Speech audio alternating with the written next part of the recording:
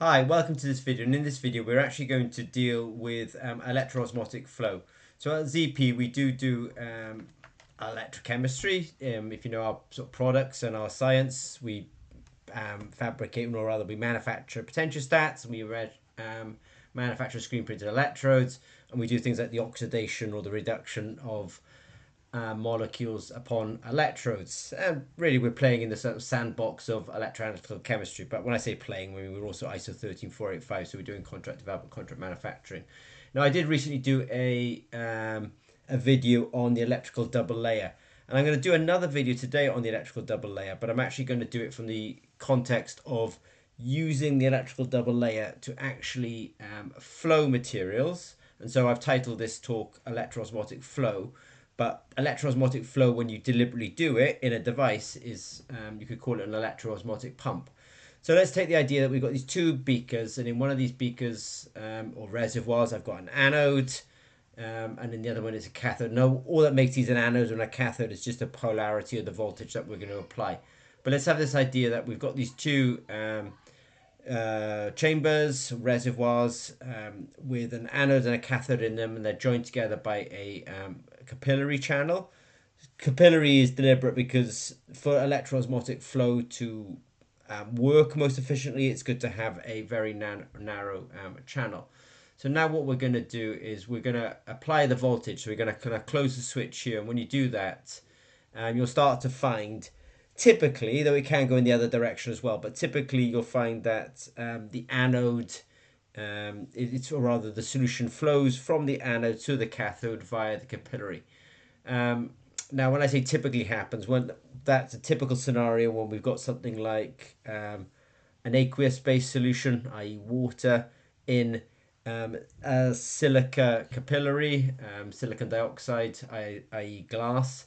So what's happening inside this capillary channel? So what we have is silica is generally silicon dioxide at things like more alkali pHs, so pH 7 and above.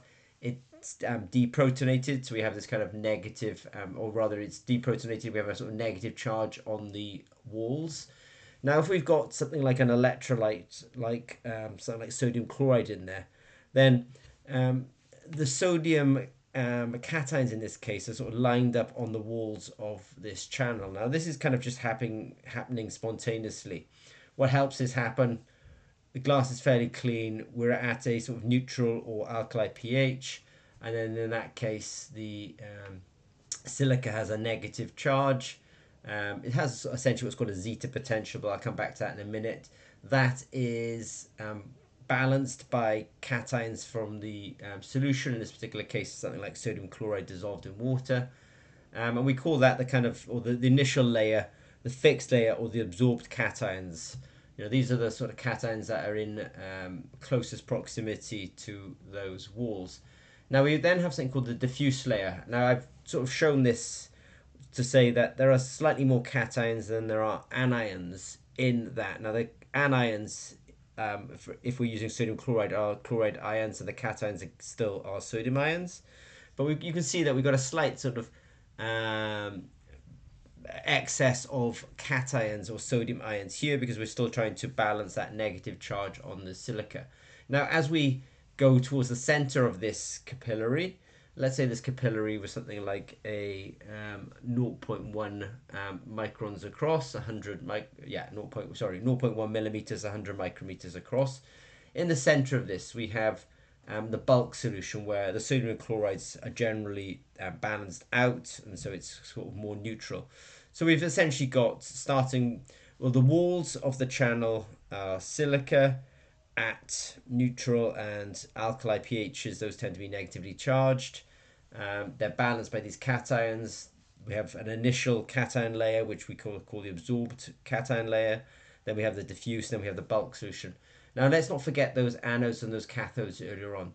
So we'll put our anode and our cathode back into this drawing or sketch.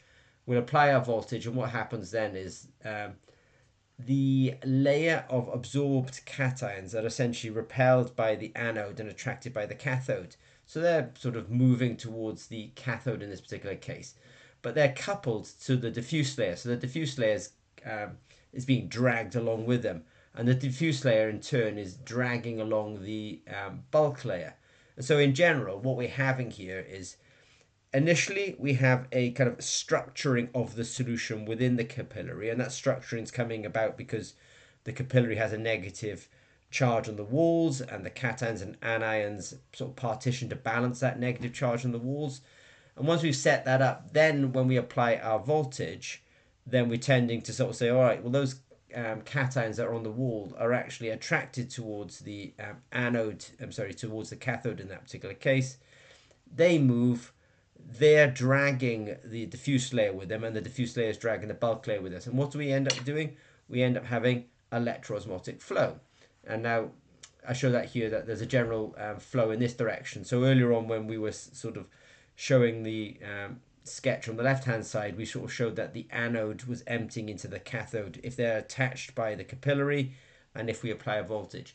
Now the velocity of this electroosmotic flow, the velocity is given by the product of the permittivity.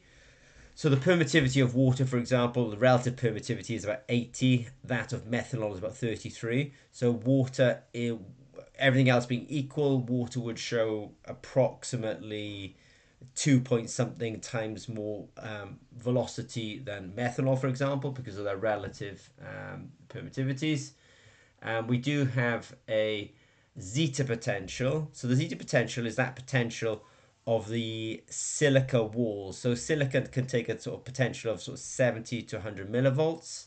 I suspect it's based on the surface treatment and the pH of the solution. Now, something that's very intuitive is it's inverse. This velocity is inversely proportional to the viscosity. If we have a thin solution, so for example, water may have a 1 centipoise viscosity, something like honey maybe 1,000 centipoise. So you can appreciate that because the electroosmotic flow velocity is proportional to the reciprocal of viscosity. The smaller the viscosity, higher the flow, and that sort of feels quite intuitive. And then lastly, and this makes, it does feel quite intuitively correct, that if you apply a small potential, you'll have a small flow, and if you add a large potential, you'll get a high flow, and that is borne out in the equation. So this video is really, as I say, just really expanding on the idea of the electrical double layer.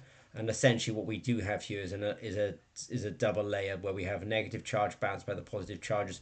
In this particular case, we're actually using that. The electrodes are actually moving the solution as opposed to doing kind of any electrochemistry that we may have discussed in other videos. If you do have any questions, and we are going to do more videos about the, let's say, the sort of physics or physical phenomena around electrodes and solutions, then if you've got any particular videos you're interested in, don't hesitate to reach out to us. Okay, thanks very much.